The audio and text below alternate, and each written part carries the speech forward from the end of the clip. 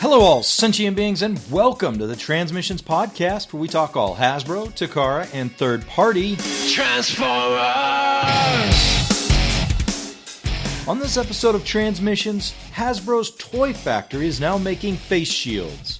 Generation Toys goes ape with Ultra Magnus, and London, Canada's Toys R Us shutters.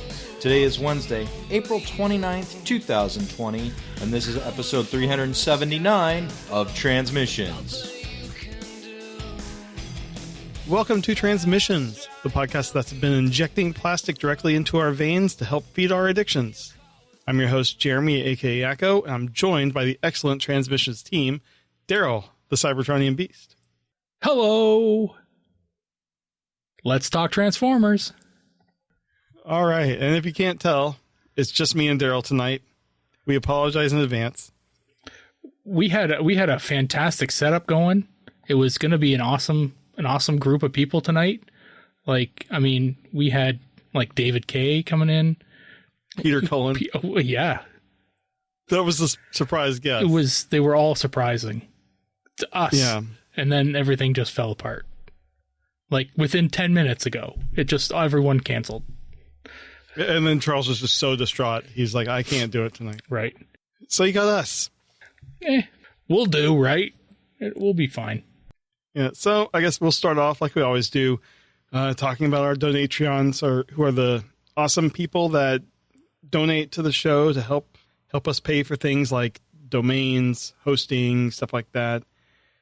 And we just wanted to say thanks for everything that you guys do for us, especially in this period of financial uncertainty.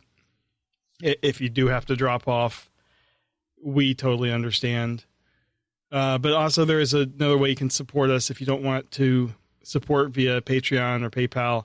Our TeePublic store, which has some awesome designs, many influenced by Daryl's great ideas, and many more that are just kind of stuff we threw together. It's just a hodgepodge. It's just a hodgepodge of just ideas. Some of them work, some of them don't. Whatever.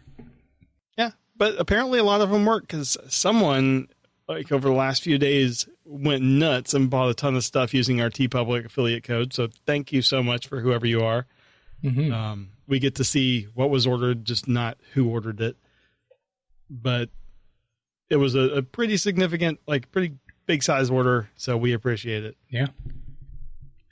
If you want to go to our support us, you can go to transmissionspodcast.com/support to get links to our Patreon and PayPal, or transmissionspodcast.com/shop to get to our TeePublic store. And also you can go to tpublic.com/user/superstark to go to K-Girl's store. She did our logo and a lot of designs that we have on our storefront. So Great artist. It's awesome to support her too. Another way that you can support us is that if you don't want to do it financially, and everyone's in a bit of a state right now, just tell somebody about the show. Yeah. If everyone's in the fandom, biggest thing. Yeah. Everyone's in the same fandom. You can just say, hey, have you heard of this show Transmissions? It's been going for 6 years. These guys are terrible, and somehow they keep doing it. No one has told them they're terrible, and they keep doing it. So go and check out this train wreck of a show. Yeah, but that is the biggest way you can support us, is to let other people know about the show. You can also let them know about Empire of Rust. Episode 22 is coming out on Monday, or it came out on Monday, April 27th, and it's titled, You Get a Ship If I Get a Trip. That seems like a familiar line. So you can check out the continuing adventures of Empire of Rust. Go to transmissionspodcast.com/rust. So with all of that out of the way, how about we talk some toys? I never thought you'd ask, Jeremy. First up this week, we've got it's a new figure. Let's call it a new figure. It's a remold, I guess. Not really. It's a repaint. Let's call it a repaint. But it's a new figure, so we're going to talk about it like it's a new figure. This is Generation Toys, plural, GT-10A Great White Ape. It's their T-Beast Ultra Magnus, and it's a color prototype. It's Optimus Primal in white, but it's their Generation Toys did their Optimus Primal in a very robotic styling, so it's not like a furry beast. It's not a furry ape or anything like that. It's a very robotic looking ape, a really cool looking design, and it's essentially the same design, just with some white and teal accents. So there's also a lot of chrome on this thing as well. It's pretty badass looking, actually. It's just it's the standard white Optimus kind of redesign or recoloring that you generally would get with the red and blue Optimus, only they did it with the Optimus Primal design. Jeremy, you like the Beast Wars stuff. What do you have as an opinion on this guy? Well, I mean, I liked the original design of this. Mm-hmm. I mean, it's a neat concept, giving a more robotic beast mode to it, to Optimus Primal, kind of be reminiscent of that season 1 Optimus Primal. Sure. But if he was more robotic. So I like that. I'm not generally a fan of just the white Optimus Prime being Ultra Magnus. I don't know. It was okay in G1 because it was all we knew at the time, but I think Magnus has evolved to be his own character over the years. Mm-hmm. But that being said, the color scheme here looks really good. The teal accents really make it pop. I like that. It works well. I mean, the chrome seems to be like a darker chrome in most places where it's like, I don't know, maybe it's just the lighting and the photos, but it doesn't seem to be just that bright, shiny, when you think of chrome, that's what you think of. Right. It seems to be more of a darker color to it. And I think it works really well. And then they have some lighter grays on there too. What I don't really like about it, if you look at the guns, like on his shoulders that kind of flip back, just the mold line in the middle of that just seems very prominent. And that just, I don't know, that's just something that always bugs me. And being on a chrome part, it's not like you can like sand it down without ruining the chrome. But I mean, all in all, I think this is a really nice looking figure. Mm-hmm. Yeah, I agree with you. It's also, I mean, you made mention of the teal accents. There's also some like gold accents on here. I mean, you could call them maybe even brass, but let's say gold. Yeah. But they really do, the color accents really do bring out some detail on this figure. I have to say, by comparison, I do like the original coloring better. It looks just more badass, I think. This is maybe, I think if you were going to make like a comparison, this would be like a snow or winter camouflage version of the figure. You know, I don't kind of see this as a different character. I see it as Arctic just like camo. Yeah, Arctic camo. It's an Arctic camo version. It's but it is a really cool looking figure. The gorilla face being all chrome is kind of off-putting for me. Eyes. Yeah, red eyes. Oh, no. But yeah, a chrome face is just kind of off-putting for me. Other than that, it's really a cool figure. I don't have the original one. It's something that has been on my list a bit. It's a little bit further down because it's a Beast Wars character, but it's a really cool design, and it's something that I have been kind of eyeing. But it has been quite popular and unfortunately harder to find. But I do like this design. It does look pretty awesome. But yeah, I'd probably shoot for more of the original coloring as opposed to the Ultra Magnus coloring. I do have a second topic I wanted to talk about, and this one's more of a discussion. This week, local to me and a couple of our listeners, Dog Cades, DJ Ronan, we had a Toys R Us close. And it's one that I personally used to work at, and one that I actually met Dog Cades at many moons ago.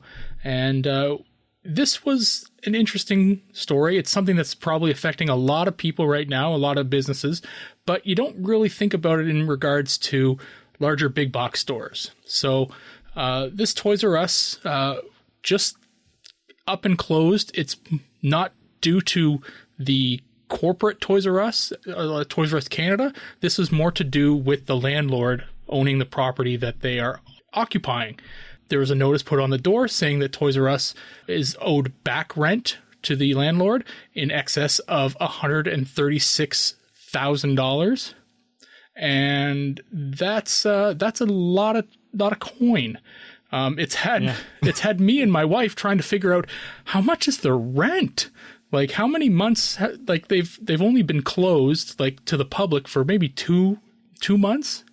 So we're trying to figure out how long have they not been paying their rent, or what could their rent be? I don't know. I never was privy to that information when I worked there, but there is 2 locations in London that I could have gone to. The other one is still open, but this one has been shuttered. So this is something that's starting to affect a lot of businesses around the world because of the global shutdown. And this is one of the bigger locations to be affected for me personally. But for the that I've seen a lot more mom and pop kind of smaller locations shut because they can't handle the rent. But this is a very large big box store, and it's shut down because of it. And it's one of those things that I think we're going to see a lot more. Jeremy, have you heard or seen anything like this happening in your area? I mean, there have been stores that have closed. This seems like this is outside of the whole COVID-19 situation. You don't rack up $136,000 in rent in like 3 months. Mm. I'm assuming this was not corporate owned, and it was, or maybe it was, because the notice is like to Toys R Us Canada. Right. But it seems like they just weren't paying their rent, and maybe whoever was supposed to do it, just like this location was whatever, like not on their list, and it was overlooked, which I really doubt. Maybe someone was taking the money. I don't know. I mean, this seems like an odd situation. It does. Now, I want to point out that there are other locations or other businesses, larger businesses in this area that have also shut their doors. There's a Michael's Craft store that I believe you guys have in the States that is also closed. It's across the street. There's a large gym that's it's called Good Life Fitness, but it's a national chain for Canada. I mean, a lot of those are closed just because of the situation. Like I know craft stores here, right? They are closed because of the situation, but this one has notes on it saying that they've been their locks have been changed and they're owing back rent. Oh, so it's not just same landlord. I believe it is. Yes. So we have there is a couple. There's like a London Reddit location or like a subreddit that's been some amateur detectives are going out and trying to figure out what's going on, but I think it's more to do with just the rent not being paid during this time. And, discussions have, gone on with my wife and myself, like Toys R Us's Christmas season it's like their Christmas. They need, Who would have thought? It's so weird, but they make an insane amount of money at that point in time of the year. And you'd think that would be budgeted to carry them through, to another time. We're only into April right now. Yes, it's the end of April, but yes, they're not making much, if anything, but could they not have had anything? It comes down to what their rent is actually, which nobody is going to know. It's an interesting situation to kind of follow. The landlord had written on the wall or on the note that that they were giving them 5 days to pay that, as opposed to most mom and pop shops. Toys R Us does have a corporate entity to go back to and say, hey, we need $136,000 here to keep from them foreclosing on our building and taking all of our shit. They also have lawyers that can extend this whole process. Sure. If Toys R Us wants to take care of it and fix it, they will fix it. And so you'll find in the next week or so if it opens back up or not. I mean, right. That'll tell you something. Exactly. So anyway, I just wanted to kind of bring that up as a discussion. This is something that started to happen here, and this is something that I'm sure is starting to happen all over the place. So, keep an eye out. If you're buying things online and having them shipped to the store for curbside, a lot of people in the discussion on Reddit about this was saying that my curbside pickup was actually switched to the other location. Or if you're in Canada and you only have one Toys R Us in your immediate location, maybe this is if this happens, ship to store might not work for you. So keep an eye out on, with shipping to store and that kind of thing. If, maybe ship to your home, that might be a better idea. It might cost you a little bit more, but, you may not have to worry about the building being foreclosed on. So, but usually you don't have to worry about these big box stores. Usually you don't. That's what makes it so awkward, right? Is that's what makes it such an interesting story too, as well, is that something like this really shouldn't have happened, but it is. I mean, it might be more of an alt mode kind of topic, especially in the coming weeks. But I worry about this happening to comic stores. Yes. Which is I'm fairly confident that my particular comic store will weather the storm because they have a very large online presence, like warehouse and shipping. Yes. So when comic books do start coming back, I'm confident that my particular store is going to come back. Although I was told that their other location on the other side of town, like even I think before the virus stuff, they were going to shut down. Okay. But there's another comic book store in that area that I think there's a bigger chain, Graham Cracker Comics, which they're big in Chicago and they have a location here too. So I think that was eating in at their business on that side of town. But so many places just might have one comic book store in their metropolitan area. The whole comic book industry was not designed to withstand any piece going wrong. No. And it seemed like stores were just starting to figure out, okay, we can do the curbside pickup. We can work out all this. And then Diamond's like, we're just not going to ship books. And that was just kind of the Jenga piece that made the whole thing tumble. Yeah. So they're saying they're going to start shipping books in mid-May. We're going to have to see. But it's just how many stores are going to come back? How many of them had the money to survive like a month and a half, 2 months of being closed and still having to pay rent and utilities and stuff? Yeah, exactly. And you're right. This is probably more of an alt mode discussion that we can talk about in the weeks to come, because like you said, next week, DC is supposed to start shipping their stuff this week. Right. Well, it would be for next week's show though. So it's this coming week that they're going to start shipping their stuff through their own distributor. But yeah, the here in Canada, the federal government did announce something to help with rent, right? So that has to get passed in the government, but it is something that they're supposed to help cover 75% of rent. And that's insane. That's an insane amount of money. It's something to help ease some of this. It's mostly meant for the small businesses, but it's, that's huge, right? So yeah, it may come too little too late for a couple of these places. It's something, but this is again more of a discussion we could have and follow up with in the coming weeks for alt mode. But that's it. That's all I've got for my topics. If anybody listening out there has had experience with any of these in their stores, if they own a store and is having an issue, we'd love to hear about your experience. Whether you're in Canada or the U.S., it doesn't matter. We're up for hearing your experience. Even if you're, outside North America. Sure. Yes, of course. That's true. This is a global issue. So yeah, let us know what you've experienced out there. If you've seen big box stores or mom and pop shops having issues, let us know. What do you got, Jeremy? I have a story about a Massachusetts factory that Hasbro normally uses to make board games. They've shifted it, and it is making personal protective equipment for healthcare workers, like masks and just other kind of plastic-based protective equipment. And I just thought that was really neat, kind of sticking with the COVID-19 topic real quick here.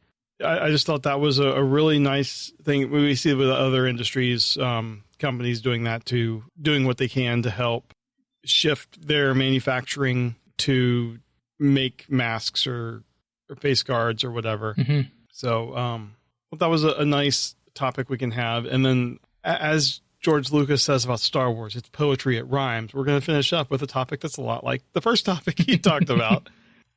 Flame Toys has announced a Furai model kit of their IDW Optimus Prime, but white as Ultra Magnus.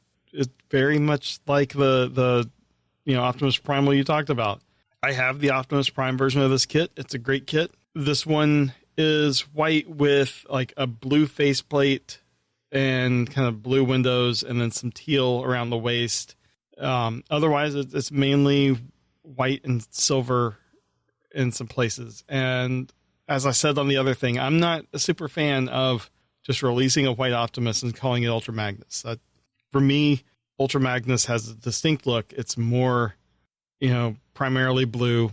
You got to have the big shoulders, whether it's, the two smokestack looking things or just something. He's bigger, beefier. He doesn't look like Optimus Prime. I feel like we've moved past the G1 Ultra Magnus. That's basically an Optimus Prime in an exosuit.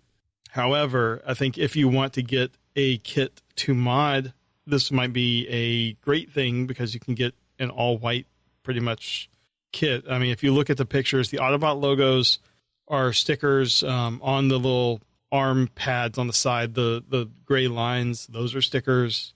The teal and the red, I think is all stickers, but the teal part is probably, I can't remember if that would be a sticker piece or not. Which, on the face? No, on the waist. On the waist. Oh, I believe those are stickers, yeah.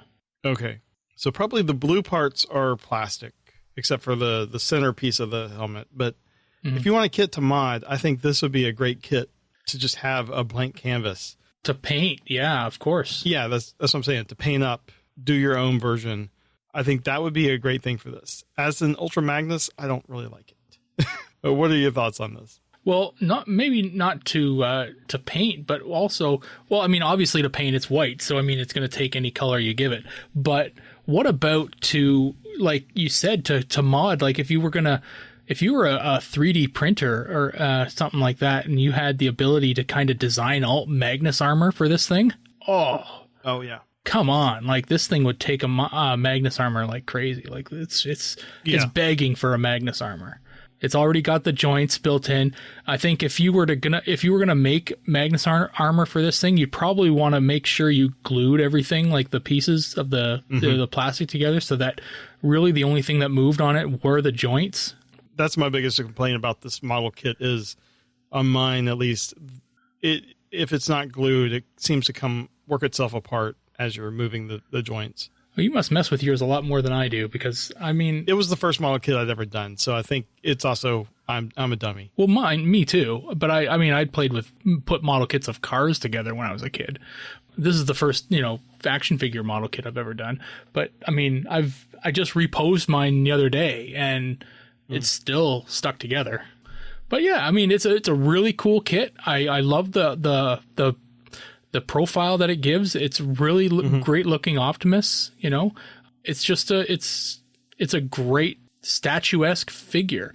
And yeah, if I had the ability to 3D print parts and it came naturally to me, I would be all over putting Magnus armor on this thing.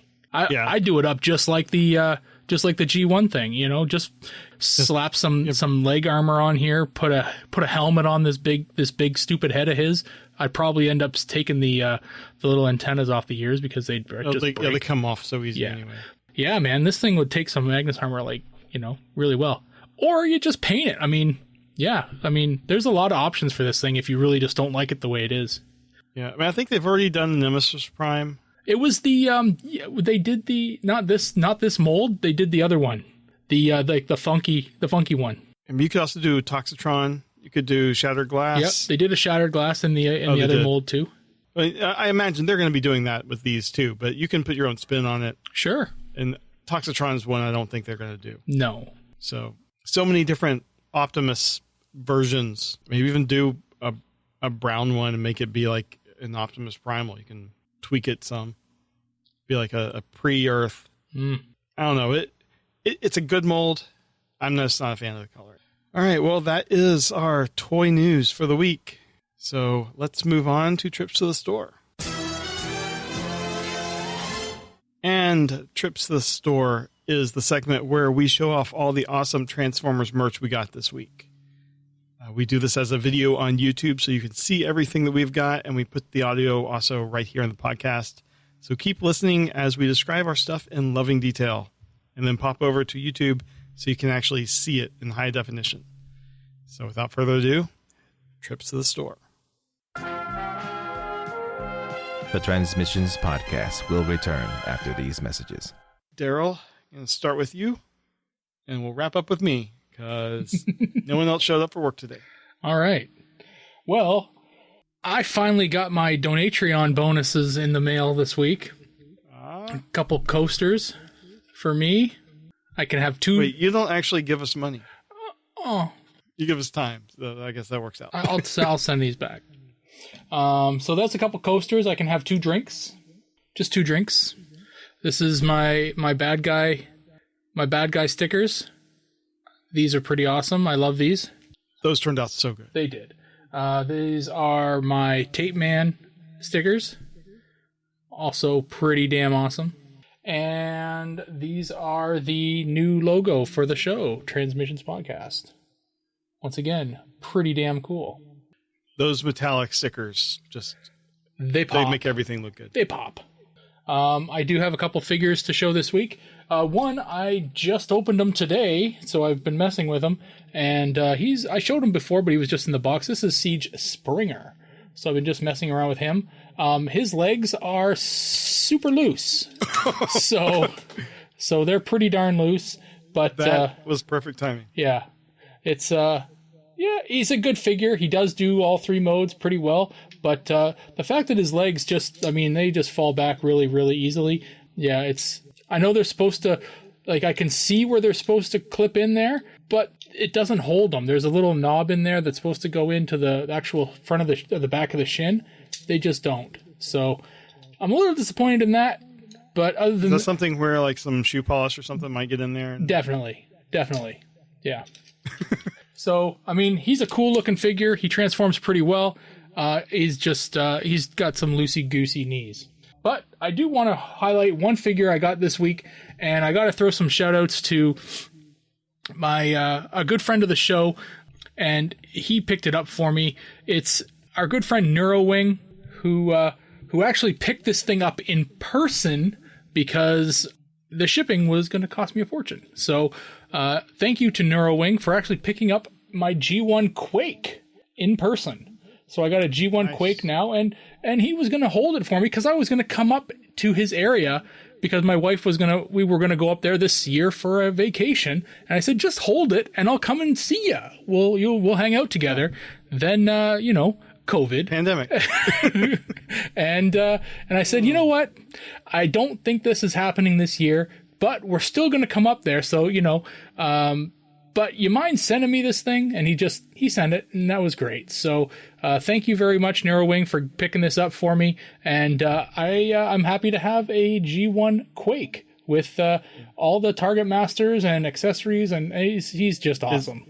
Is it supposed to have stickers? It is. It doesn't. So yeah, I'm gonna have to get some repro labels and sticker them up. A nice new project to do. So yeah, he is completely stickerless. So yeah. He looks very clean. So that's very clean. Yeah. Yeah, he looks great. So I'm pretty happy, pretty stoked about this guy. He's definitely a late stage G1. So yeah, you can tell, but he's cool. I like him. That's what I got this week. What about you, Jeremy? Why are we waiting for you? What do you got?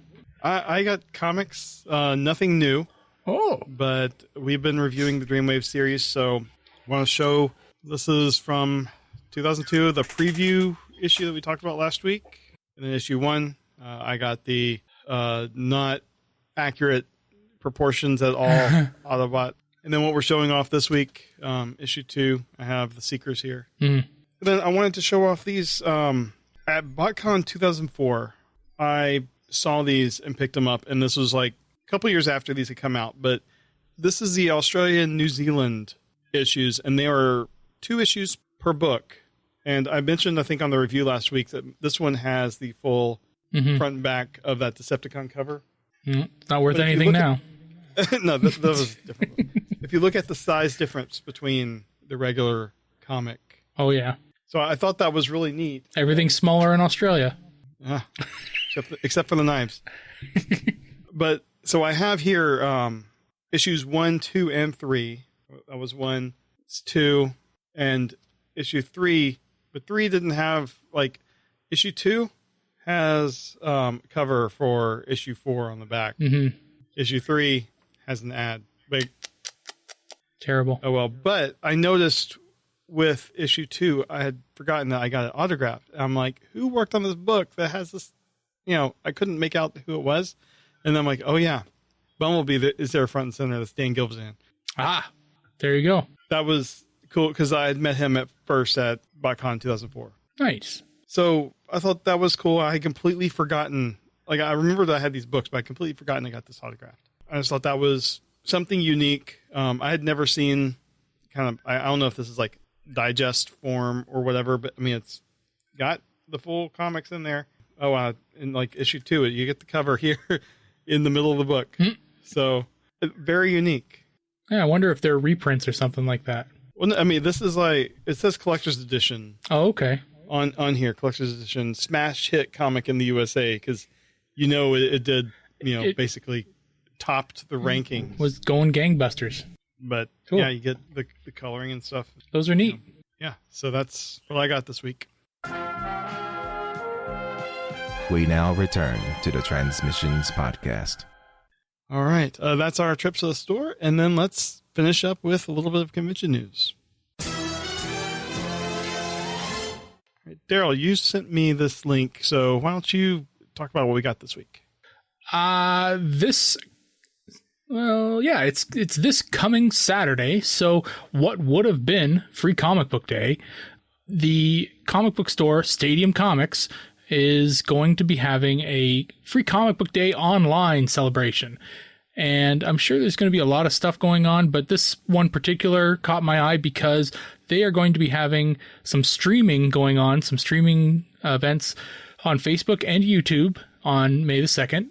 And they're going to be having some artist spotlights with some Q&A, and it's going to be some with one particular artist that we all kind of know. So they're starting off the day with Adam Gorham from Marvel and Valiant and IDW, Dan Parent from Archie Comics, Marcus Toe from DC and Marvel, and then they're going to have Alex Milne as the lone Transformers artist on here. So he's going to be doing some stuff, and you'll be able to catch Alex on here doing some streaming. And I don't know whether he's going to be doing some drawing. I mean, he's pretty much doing drawing all the time, so you might get some cool art being done at the time. Yeah, take a look and maybe watch this while they're doing their Free Comic Book Day online stuff. You can just look them up on Facebook or YouTube, or they're on Twitter as well, Stadium Comics. So check them out and maybe give them a watch on Saturday. Yeah, it looks like they're giving away free comics for people that order from their website during the event. That's right. Yeah. So that's really cool. You got some neat stuff going on. I'm going to miss Free Comic Book Day. I mean, me too. They moved it to later in the year, but it's just not the same. Yeah.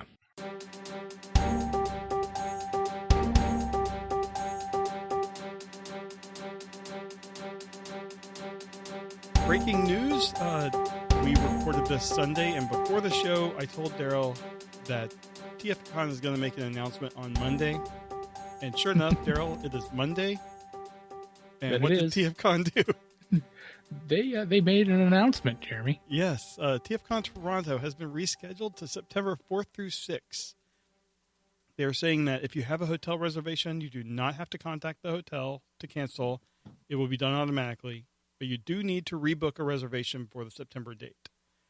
If you do want to contact the hotel just to confirm, I would suggest wait a couple weeks. The normal cancellation is you can cancel until right before the event. So just let the hotel have time to work everything out. I'm sure they don't want to have a ton of calls. They also do say that their expectation is that due to the strict sanitation and physical distancing protocols that have become the new norm, they will likely require attendees to wear masks and need to limit the number of people on the show floor to ensure a safe environment. So that is going to be a big shift in conventions. Mm-hmm. That's an interesting change. I mean, that'll be. I mean, maybe everyone will be doing cosplay at that point. Just everyone will be doing some kind of cosplay. Yeah, I mean, and we haven't actually made an official announcement yet because we don't have any like real details yet from TeePublic. But TeePublic did send something out to the the people that are selling on it, saying, "Hey, we're going to be doing masks soon." So we were planning on having some mask designs out there. So hey, good for us. But they are, we had predicted that this was going to happen. Actually, we were thinking they were just going to cancel outright. So it is good that they have rescheduled it, although it's going to be tough on them. September and then Chicago in October. Maybe that's going to be moved. Mm. I don't know. It's tight, but I mean, it's two conventions back to back, and who knows what the state of the world's going to be in September. But it was kind of expected that the TFCon in July was going to get done with it. I mean, that's much closer to now, and like the rules in Toronto. I mean, you were having things in July already being canceled. Yeah, and I mean, I was just watching the news tonight, and they were talking about how everything's, we're doing quite well for Canada, but the premier just laid out a timetable for when he'd like to open up things, but he didn't specify any dates. So, he's just kind of set out the guidelines on how things will open up when they actually start to do things. So there's no actual date set for any of this. It's just, we hope that it's going to happen soon-ish, but we don't know. They also announced that the schools are closed until the end of May now. So, ours have just completely canceled the rest of the year. I mean, it's all online. They've already said we're not going back to physical schools the rest of this year. Well, there you go. Yeah, it's probably going to end up like that, but who knows? It's just a wild ride we're on right now, and as much as I want to get onto TFCon, I want to do some fun things with my friends and get to go and buy some crazy crap. I don't need to do it. Yeah. It's just a fun thing, and I definitely don't want to risk anyone's health to do it. Yeah, and especially I always go back to the voice actors, particularly. Exactly. Yeah, they are in that target range that is like the most vulnerable. And exactly. We don't want a convention to be the cause of something happening to them. Yeah. Yeah. And I mean, we always make fun of it because, conventions are notorious for having, attendees with poor hygiene. Yeah. Right. And that's just something that, it's fun to make fun of. And it's just kind of, everyone's kind of, has ever been to a convention is kind of can identify with. But any kind of, poor hygienics cannot be tolerated right now. You got to have clean hands, you got to wash your hands, you got to be if you have a cough, you got to cough into your elbow, you got to you got to be on your game. If you now are feeling sick, don't go don't leave your hotel room. I mean, if you get there and you start feeling sick, I know we've probably all felt under the weather but still done the con thing. Exactly. Con crud has a name for a reason, right? Yeah. And that's just people passing around a bug at a convention because there's so many people jammed into a tight center. But you do it and you expect that you'll come back with con crud, right? That's just, I mean, it's crazy to think that we actually, it's an expected illness that you'll come back with if you go to a convention, right? Yeah. So it's something that we just can't really deal with right now. So let's hope that September is looking a lot better. I'm eager to get back to the way things used to be, but if it's not, I'm fully prepared to wait out the rest of the year too. So. Yeah. So I mean, we're hoping that this plan actually works. I would say that fewer people allowed on the show floor at a time actually would be a little bit more comfortable. I mean, I know it's been really packed recently as TFCon has grown in popularity. It has, and I mean, I can't fathom how they'll do that. I mean, we've seen the lineups, in previous TFCons to get into the show floor when things open up, right? How do you control that when you've got 500 to 1,000 people waiting to get into a small packed room, right? When you just open up the doors and say have at her, you can't really control that. And I mean, if you try, you're going to have people really, really upset, and you're going to have people fighting for, spots in line. It's not, it really does go against the feel of the TFCon from previous years, right? Yeah. You don't want people upset. You want people to be having fun at these things. So, it's, it'll be an interesting thing if it actually does happen. So, we'll be keeping our eye on it, and, let's hope for the best. But, one of the things that I like to live by is you hope for the best, but you prepare for the worst, right? So, and just regardless of however it ends up, I'm sure 2021 is going to go back to the summer. Sure. I mean, just that's assuming that the world still exists. Right. So, all right. Well, that is the end of our breaking news.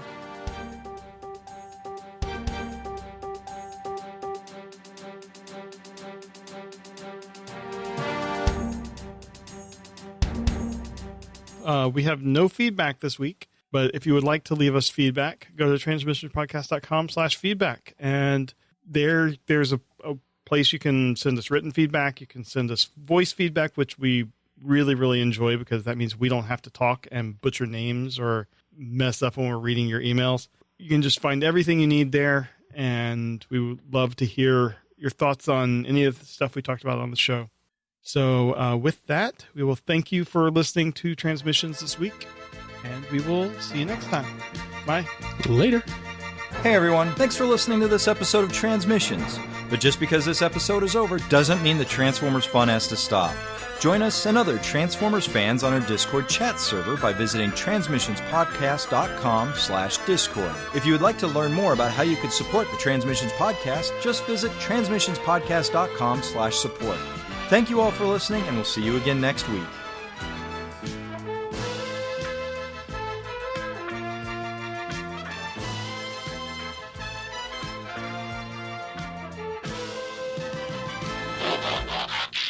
Welcome to Transmission. That's not how you do it.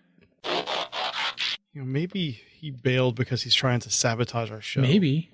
He just keeps getting invited, and it's like, I'm going to screw them up so bad. I'm ready whenever you are. I'm good. But you're hosting, remember? Let's talk Oh, well. You screwed me up. Oh, look at... How did you do that on Skype? It has virtual backgrounds now. What? If you look at the audio and video settings. Oh, motherfucker.